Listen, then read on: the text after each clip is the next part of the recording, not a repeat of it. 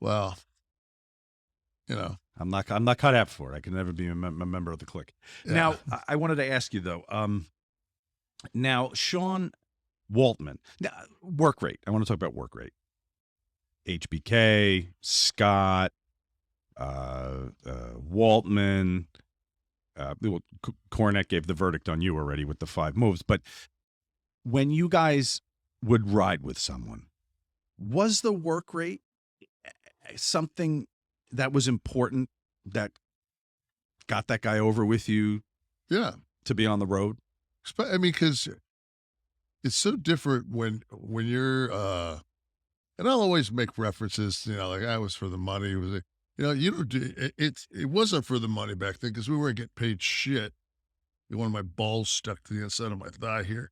Ugh. Adjusting the bedpan? Yeah. So, but when we got in the car at night, man, it was like Brady or somebody watching films.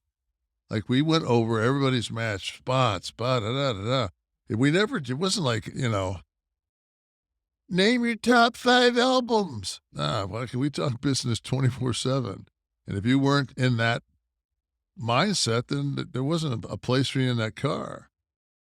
Did all of you want to be in a creative position in a major company, or did you all just enjoy performing? We just wanted to have the ability to go out, work with each other, and then for the next 4.5 hours, get in a van, drink beer, and put each other over how great we were. Right. No aspirations to be on the writing team with Bishop, booking with Bishop someday, or. But I mean, there was like Paul showed like early signs of brilliance when they booked the second ladder match, and Vince basically told Scott and Sean that they could not use the ladder as a weapon because at that point we weren't competing against we were competing against Disney. So we had to tame down a ladder match, and we were in we're in Worcester, I think, at a Hampton Inn, and we're just sitting there, and Paul just kind of pieced this thing together, and everybody kind of chipped in, but like Paul laid the skeleton, and that was kind of one of those things where I was just in my mind, I was just like, wow,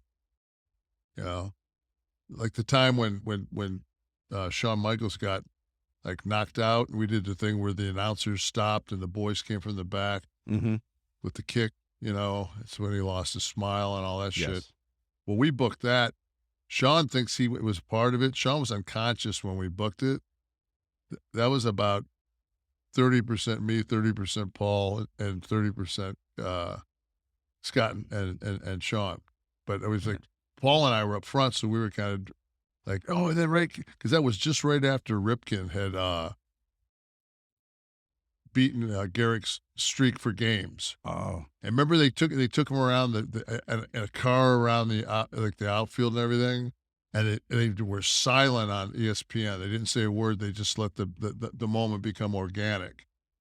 And it was such a the power of that stood on its own. We wanted to do the same thing. We wanted like the announcers not to go into any bullshit, because to this day. I was watching AEW a couple weeks ago. I actually pulled my son in on this, and you think somebody got hurt, and one of the people called medic. I'm like, what is this, fucking Saving Private Ryan? Don't you do that at home when someone needs? Well, I always thought for years, I always thought when you got injured, fucking you called a referee. Because, three referees would come down, and fuck. So. But I want to touch on the Soma story for a minute. But